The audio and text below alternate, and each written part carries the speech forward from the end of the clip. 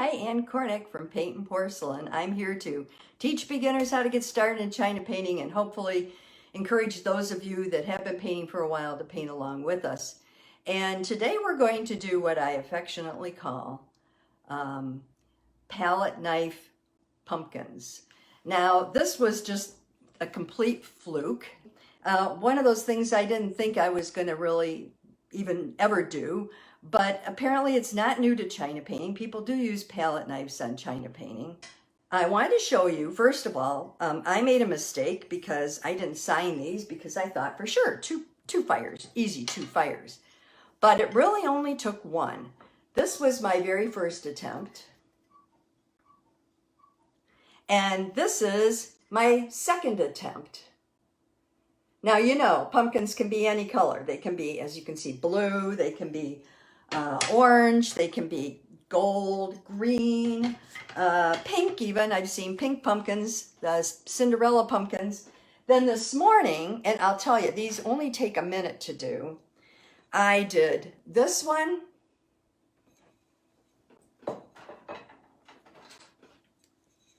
this one, which I really like, and this is, I think, my favorite of the 3 I did this morning. And they turned out terrific. Now, these are still wet. And I signed them because it only takes 1 fire with these. So I think that these little pumpkins are a great idea to do a number of things with. You can, you could frame them. And those IKEA frames, I don't know if you've seen them, but they're big and they're flat, are perfect for a 4x4. The 4x4 fits behind them, the 4x4 tile. But you could frame them. See how nice they look when they're framed? You can also put heavy cork on the back of them that you can buy and trim to size and glue it on the back. And what I'm going to do is I'm going to make sets of 4, and I'm going to tie them with, I guess, jute or something like that, or maybe a twine, and sell them as coasters. So for today, what are you going to need? Well, you're going to need an absolutely full palette because there aren't any colors you probably won't use once you get started with these. They're really fun. You're going to need a 4x4 tile. I got these at Home Depot. Lowe's didn't carry them anymore, so they're becoming harder to find in my area. I got these for 16 cents a piece. Now, if you're doing things for a craft show, you can't beat 16 cents a piece, right? I mean, that's just unheard of. So I get the white, I get the shiny surface. I have used the matte, and I have some that are ivory, and they're perfectly fine too. It just depends on your application. And if you have one of these, which is a turntable that you can put it on and work on, it's a lot easier because as you do your pumpkin, it's nice to be able to take the palette knife and turn the pumpkin without having to hold it in your hand. When you hold it in your hand, this way or even this way, you tend to move both your hand and this at the same time, and you don't get the same effect. If you don't have one of these Lazy Susans, I would say lay it on a tabletop and then turn it, you know, as you need to. But it has to be done on a flat surface or you're just not going to get the effect you want.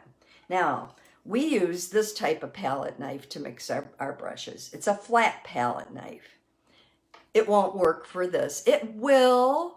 I mean, you can play with it. You might be able to get this to work. It just doesn't work as well as an offset.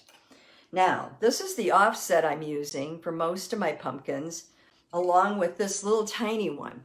You notice this one has a rounded point. This one has a real sharp point. So if you have any of these, and they're called offset because if you see, I hold them like this and they come down. So you're holding up here at the top, and this is on the plate. The other thing I like about this palette knife is I paint with this part of it here, the flat part, and it's wider and it's a little more flexible. This one is not real flexible, but this one is to paint on the tile. So I like that. This one is from the Turquoise Iris 22. It's kind of big. It sounds big, but it's good for a lot of applications. You can use it for this, the smaller stuff, and you can use it for bigger stuff if you paint. And then this little one my daughter found. She found it in her paintbrushes, so I don't know where she got this.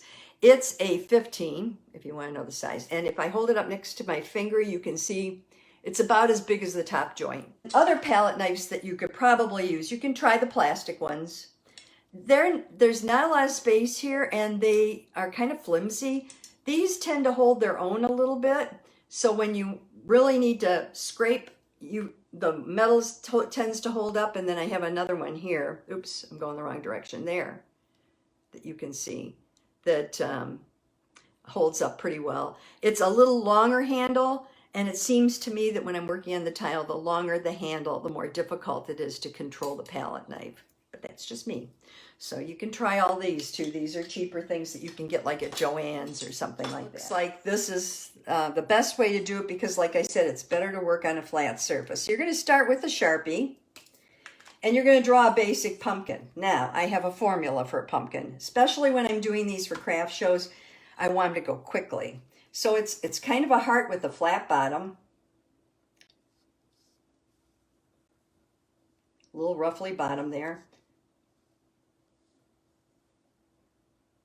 Okay. See what I did? And then I'm just going to put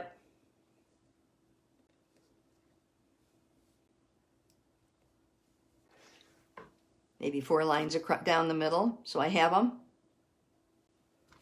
Then I'm going to do the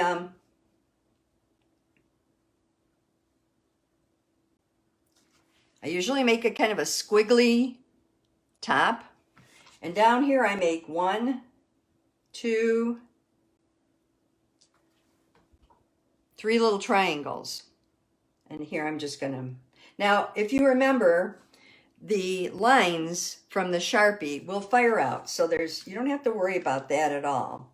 Now, the brush that I'm going to be using, I like this brush. It's called a filbert, I learned recently. I didn't know that before. The reason it's called a filbert is this top is kind of roundish. See that? It's not like a square shader. This is a square shader. This is the roundish top. Now, if you don't have one of these, no biggie, use your square shader. It'll work just as well. The reason I like this one is it tends to smooth a little easier for me. Okay, and this is a Langnickel Sunburst. Never heard of it. It's a number 12. I like the bigger brushes for painting on this. So I'm going to pick a color, and for you I'm going to try to pick a really bright color that will show up pretty well. So I'm going to go with the burnt orange. You can full load or side load, it really doesn't matter. And I'm just going to start and come around the side. Now, the key here is to paint dry. You need a little oil, but not a lot. You're going to paint very, very dry. Well, a little wetter than that.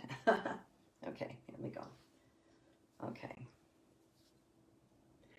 And skipping is fine. If it skips like this, it's absolutely fine. There's no problem with that. The painting part you could certainly do in your hand. So I'm going to come around this side now, and I'm just going to, oh, I need a little more oil. Some tiles are very slippery, other tiles aren't. This one is not, so I'm just going to bring the color around. Dip it in your oil, dip it in your color as needed. Switch colors if you want. This is the darker side of the pumpkin, so I might want to put a little yellow-red in it, make it a little darker. And then you're going to go, there are 2 places you want to add depth. You want to add depth at the bottom, depth at the top. I take a little of that yellow-red, I'm going to flip it upside down, and I'm just going to pull a little from the bottom on each side. You can always go back and go over it there, okay? And then I'm going to go up to the top, and I'm going to just come in like maybe there, and there, just for a little there, okay? And then I'm just going to look at it, okay? That's my pumpkin. Nothing to it. It's almost like watercolor, okay? Clean your brush really, really well. You can use the same brush for everything, but if you're not the kind that's comfortable using big brushes for small things, then by all means, change to the brush that works for you. I use a lighter green or a lighter brown on the handle, depending on what I have in mind. And I just block it in. Remember, if you go outside the lines on this, it's no big deal because you can wipe that off.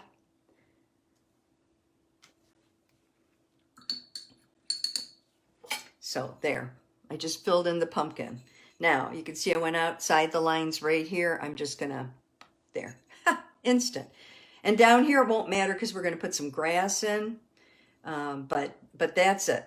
Alrighty, so now you've got all this on. It's time to use the palette knife. Don't be afraid. If it doesn't work, we can always wipe it off. And I have done that several times, so it's nothing new. I'm gonna start with this one. This is the big one, the 22. And I'm literally just dipping it in my paint. If it gets thick, I can flatten it down with the brush a little because you don't want thick paint. If it's too thick and you fire it, it's gonna fire off. It's gonna pop off and you don't want that. Now, I keep a color wheel next to my painting area so that I kind of have it for reference. Paula White taught me that and I think it's a good practice. I use her color wheel and her color wheel is a little bit different, but it's a nice one. I like it. And so the opposite of orange is blue or turquoise on her color wheel. So I'm going to go into what she calls Tahiti. And I'm just going to get it on the end of my knife like that. So now I'm going to take, and you notice I turn this. If you're on a table, turn it on your table. Start very lightly. You can always add color. It's harder to take it off. And you're going to go the length. And you're using, let me show you. You're using this whole section. See where I have the color?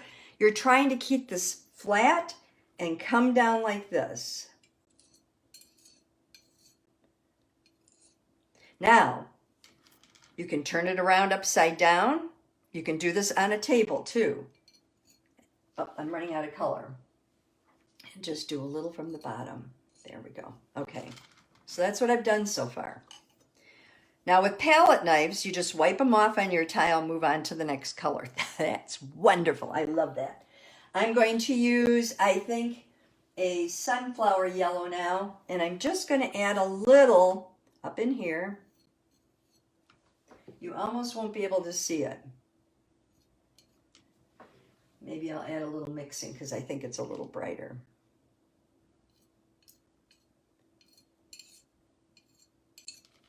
Okay, so this is what I have so far. I have my turquoise and I have my, my yellow on that side. And now on the other side, I'm going to be very daring. Wipe off your palette knife. You can do a red grape. You can do a blood red. You could do a Persian. You could add a little pink. It's really up to you. I'm going to take a little blood red because I know it'll show up for you.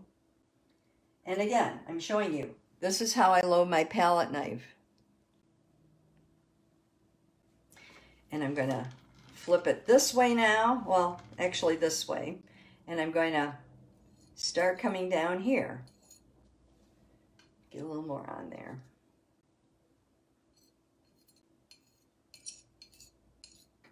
You're going to use this part of your palette knife to kind of smooth things around.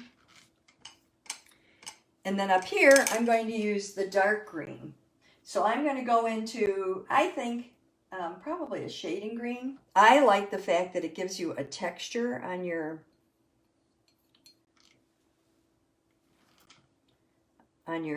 top here. So you can do it smooth. And then you sort of put these lines in and it gives you a little bit of texture to it. So this is what I have so far. Now I'm going to take my brush and just smooth all this and get some of the lumps and bumps out.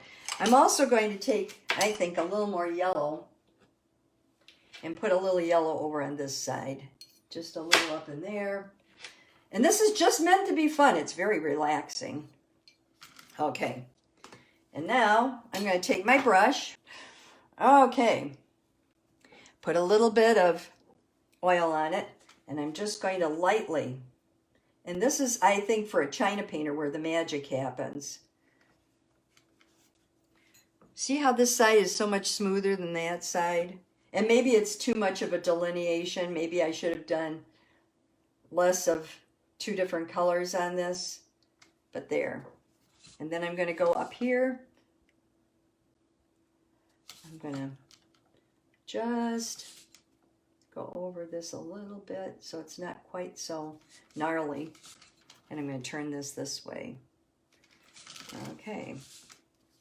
And then over here, I think I want a little of the turquoise to carry over. Now I'm using the baby. And I don't know how well it'll work because it's not something I use all the time, but, oh, yep, not working at all. Okay, let's use the bigger one. I'm just going to put, oh, I think that helped, didn't it?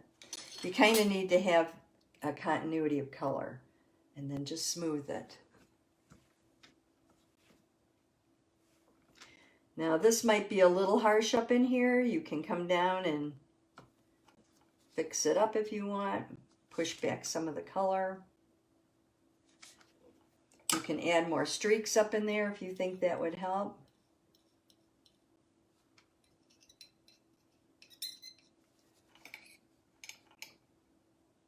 Okay.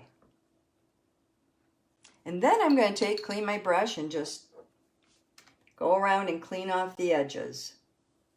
Wherever I don't want China paint to be, you can also use a Kleenex, or you can use a,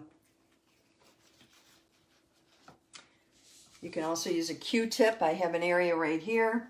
It's a little difficult to get into right here. I'm just going to use a Q-tip, push it back.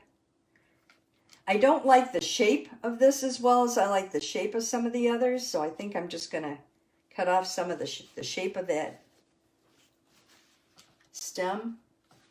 And you know, with China paint, it's so easy. There we go.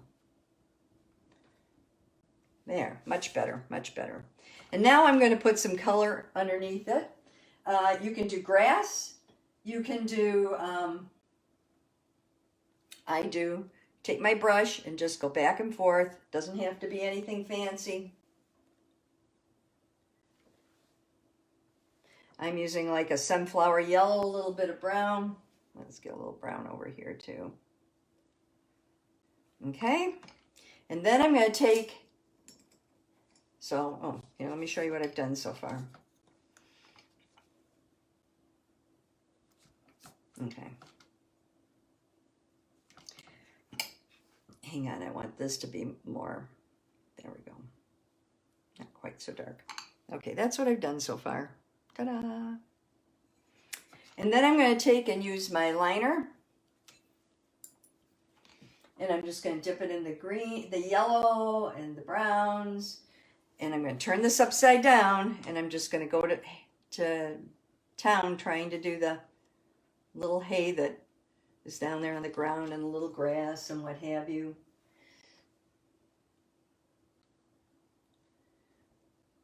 And like I said, this is a quick and dirty, something you might need for a craft show because you're thinking, oh my God, the craft show's next week and I really don't have anything ready for it. And you can also go back and just try gently to fix up some of this if you need to. There we go. Okay. I'm going to pull this down on this side a little more. Yeah. Okay. And then I take my palette knife and just turn it upside down and make some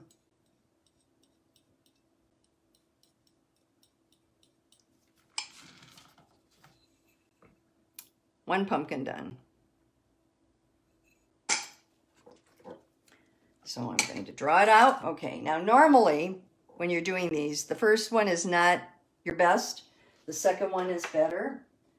So for this, I'm going to take like a baby blue or a cool shadow, and I'm just going to make a blue pumpkin.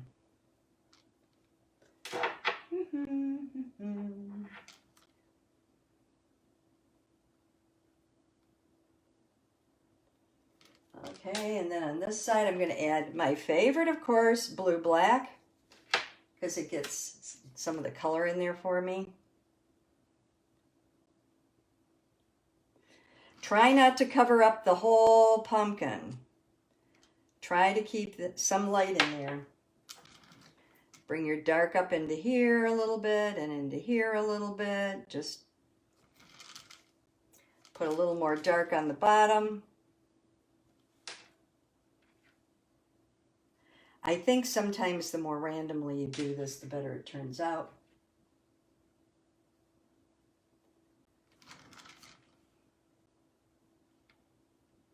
Okay, that's my blue. I probably could do a little more blue up in here. Wait a minute, let me just get a little bit of blue right in here.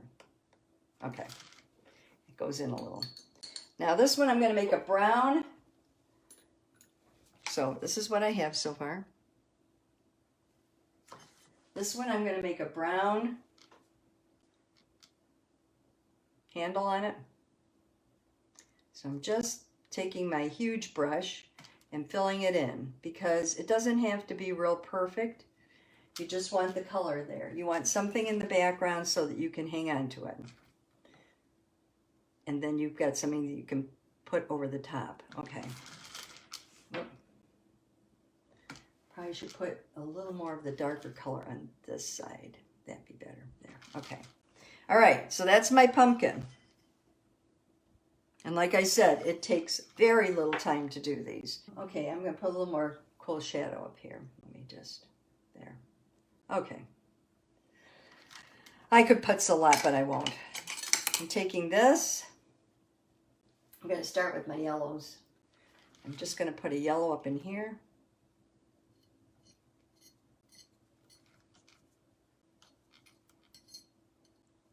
I like that.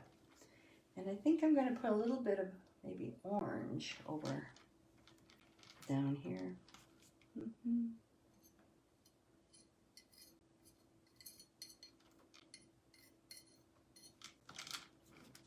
going to put a little orange across the bottom. Coming up on this side. Again, you see how much I've loaded?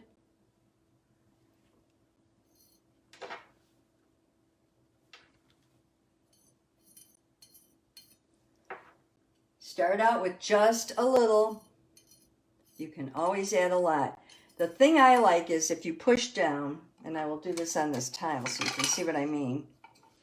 Let me take my orange. This is the tip. If you push down, you get more of the skipping. That's kind of what I like. I like more of the skipping. See that? It looks cool. So that's why I do that. And then on this one, I think I'm going to put a little bit of moss green in. No, I think I'll put a little chartreuse.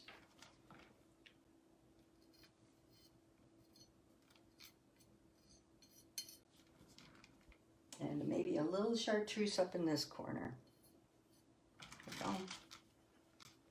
Okay, then I'm going to do, so this is what I have so far. Then I'm going to take the brown, and then I'm just going to piece it in up here.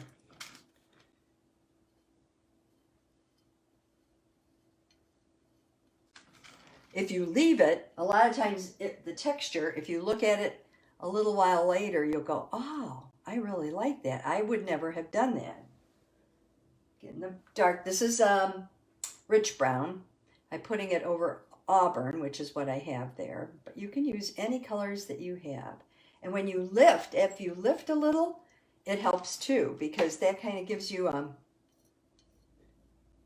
little bit of texture. Okay, wipe it off.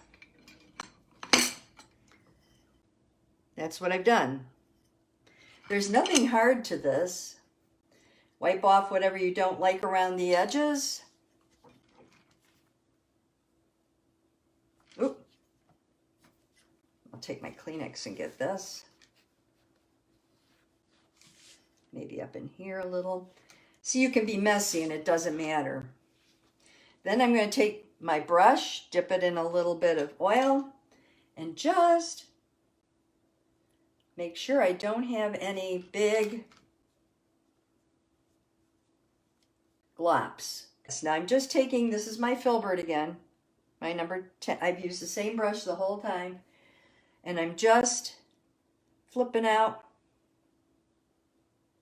a little grass underneath. I'm going to go back in, touch a little shading green, because I love shading green. And I'm just going to, oh, got to get it on your brush for it to work. Put a little more on that side there.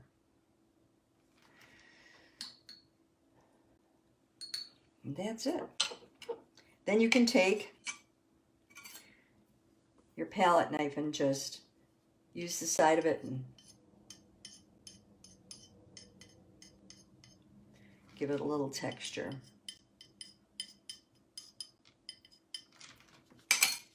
Don't forget to sign it. So that's my other pumpkin. Now, you might want to put a little more color in the middle here. I might want to take a little bit of this and just there. So it's not quite so naked. But that's entirely up to you, however you want to do these. But there's one, there's 2, 3. I did all these this morning. Let's put this one up. It's a better color, different color combination. 4. Those are 4 different ones that I did this morning, and it only took me a couple of minutes to do them. And make sure you sign your name, fire it once, and it'll come out like one of these. This is a 1 fire. This is a 1 fire. So they're quick, they're easy, doesn't take any time. You get some nice texture, which is hard to get in China painting. And I'm just thrilled to death with the way they turned out. I would say if you want to just do the 1 fire, one thing that you don't want to do is try to do a white pumpkin, because I think you need more of a background behind it. If you're going to do a white pumpkin, I would draw it on, then I would paint in the background, and then I would fire it and come back and do the pumpkin, or you could do the pumpkin right then. But I think it would be harder. I don't know if you could get a 1 fire off of it. You know, this is a kind of a crossover. It's to call it a China painting crossover project between China painting and acrylics, or China painting and oils. And for those of you that use acrylics and oils, you probably have the supplies already. It makes it very simple to do this. Okay, pick up those brushes, keep painting. I'll see you next time. Bye-bye. I hope you enjoyed the program, and I hope you'll take a minute to subscribe so that other people can learn more about China painting and we can get the word out to more people. You also can look at the links below. My Paintnporcelain.com website has a lot of freebies and printables for new and experienced painters, as well as studies, supplies, and even some of my hand-painted china. So thank you again, and I'll see you next time.